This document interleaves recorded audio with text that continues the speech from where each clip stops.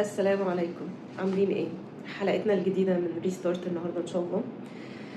طيب، هبتديها بموقف كنت حاضراه. الموقف ده انا كنت في مكان وكان فيه ريسبشنست بنوته كيوت قوي واقفة شيك، أنيقة في نفسها، وقاعدة بتاخد البيانات، وفجأة البنت بتصوت، بتصرخ، بتجري، فقدت كل وقارها. وفي ايه يا جماعة؟ في صرصار. طبعا الناس اللي حواليها انقسمت كده، اللي هو معاها حق والله دي حاجه تقرف جدا، الموضوع مقزز قوي مش عارفه ايه. وناس تانية لا، يعني احنا لو هنتمرقع بقى ونهزر ومش عارفه وجايين مش قد الشغل ما نشتغلش، صرصار ايه اللي احنا خايفين منه؟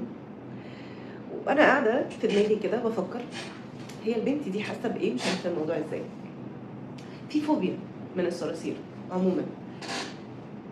فالبنت دي شايفه الصرصار على انه حاجه كبيره قوي، ضخمه جدا، بالنسبه لها وحش، دب كبير، دب قطبي بيهجم عليها، ديناصور، حاجه اكبر من حجمه بكتير. شايفه انه هيبقى في حركات عشوائيه بتحصل، هيطير، هينط عليها، هيمسكها، قرفانه، مشاعر كتير قوي. فهي لا شايفاه بحجمه الحقيقي ولا حاطه توقعات منضبطه عنه ان هو ده بالشبشب، هنديله بالشبشب هيموت.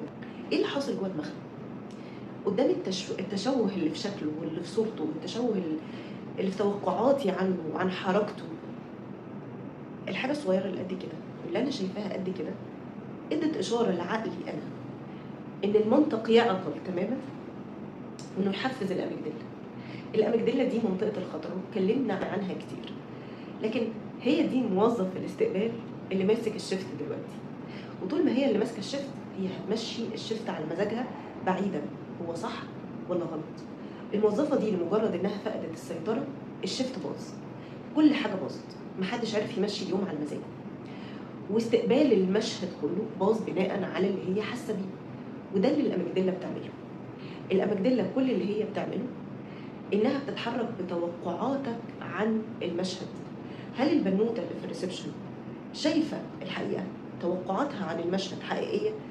هي شايفه الصرصار وحش كبير، شايفه ان حركته العشوائيه خطر وهجوم. واحده من الافكار عند الاشخاص اللي عندهم فوبيا من الصراصير انه بيبقى شايف ان الصرصار شايفه هو ومستقصده وجاي له هو في وسط الزحمه دي كلها. لا، هو الصرصار جاي لي، شايفني، بيتحرك في اتجاهي، هينط عليا انا. كل دي توقعات، وانت بره المشهد شايف صرصار ايه اللي مستقصدني. عارف عادل امام لما كان في المسرحيه وهو بيقول انا يطلع لي اسد، ده جاي لي انا بقى، الاسد ده جاي لي انا دلوقتي. صرصار ايه اللي جاي؟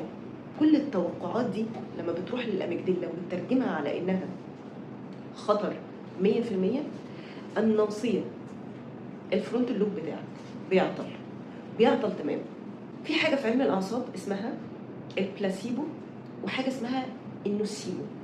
البلاسيبو ده اللي هم في علم الادويه لما بيجي يديك حبايه سكر ويقول لك حبايه السكر دي، الدواء ده هيخلي اعراض الصداع يختفي، الوجع اللي عندك يقل، هيحسسك بسعاده، هيعمل اي حاجه. البلاسيبو عباره عن الايحاء بالايجاب. انت خدت حبايه النشا، حبايه السكر، تصورت والدكتور قال لك ان دي هتخففك وهتديك احساس كويس او هتقلل الالم.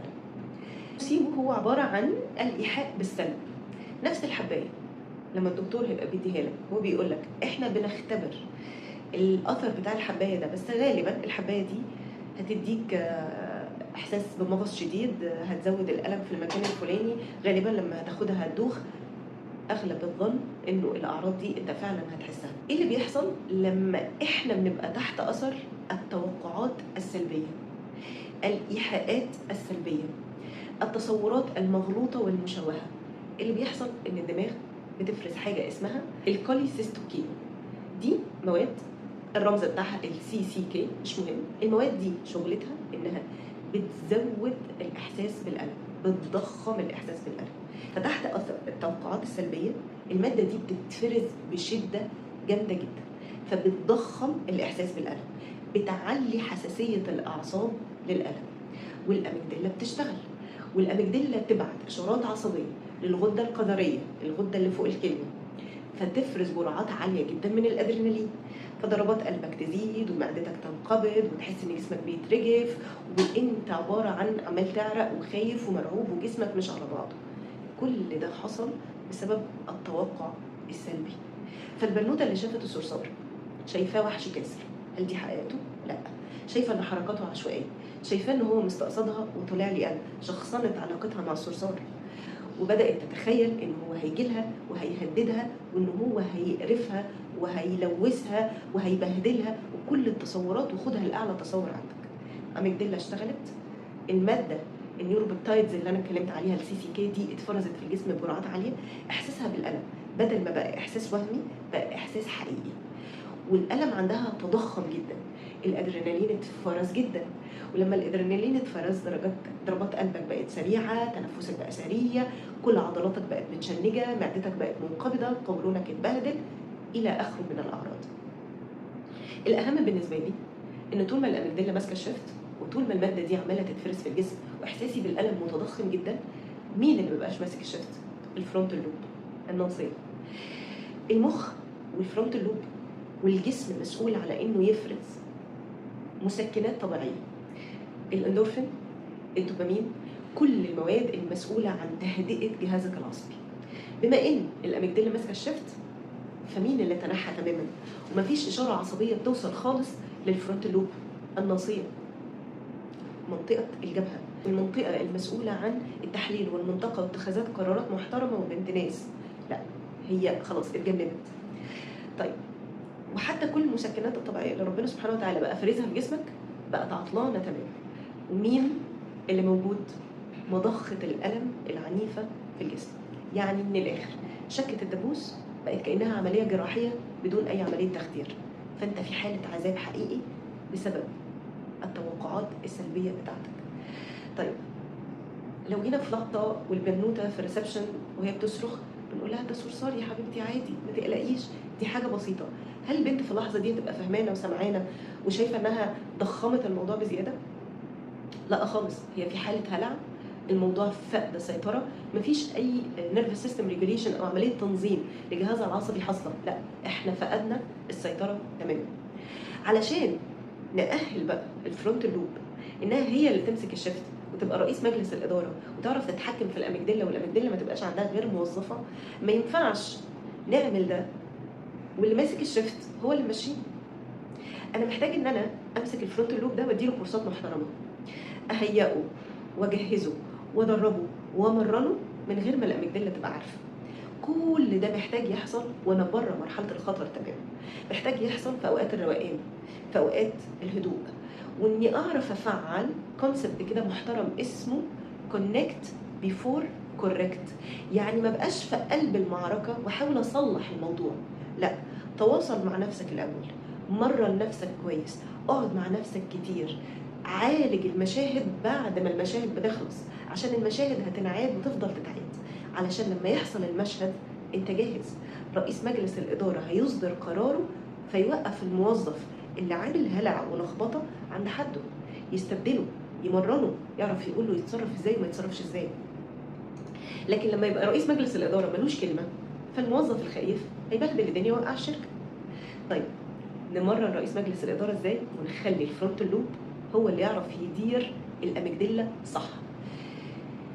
وانت رايق وهادي في اوقات لذيذه كده، اقعد مع نفسك 10 دقايق كل يوم بالليل، اكتب موقفين كنت مرعوب فيهم، كنت خايف فيهم، شوف الموقف ده حصل فيه ايه بالظبط، انت ساعتها كنت بتفكر ازاي، توقعاتك ايه، كنت بتكلم نفسك ازاي، اتصرفت ازاي في الموقف ده، طب الموقف اتحل ازاي، خلص على ايه، هل توقعاتك كانت حقيقيه ولا انت كنت مبالغ قوي في الموضوع، ايه لطف ربنا اللي نزل في المشهد ده، الموضوع خلص ازاي وعدى ازاي، وايه الحاجات اللي ما كنتش متوقعها حصلت وحلت المشهد.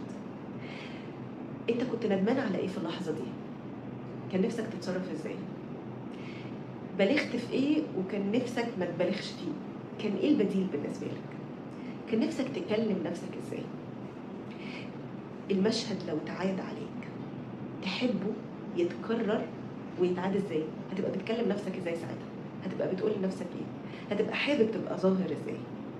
لو عملت الموضوع ده كل يوم بلستة الاسئله دي، وانا هكتبها لك على الشاشه كلها، كل يوم موقفين او 3، مجرد ان انت بترجع للمشاهد بتشوف اللطف، بتشوف الموضوع اتحل ازاي، بتشوف افكارك كانت مضخمه الموضوع ازاي ومخليه جسمك متنشن ومرعوب ومتخيل حاجات لا انزل الله بها من سلطان، بس لمجرد ان انت متخيلها شايف ان هي دي اللي هتحصل وانت كنت مضطرب جدا والموضوع طلع ابسط من كده، او حتى برغم ان هو معقد حله كان من حيث لا تحتسب.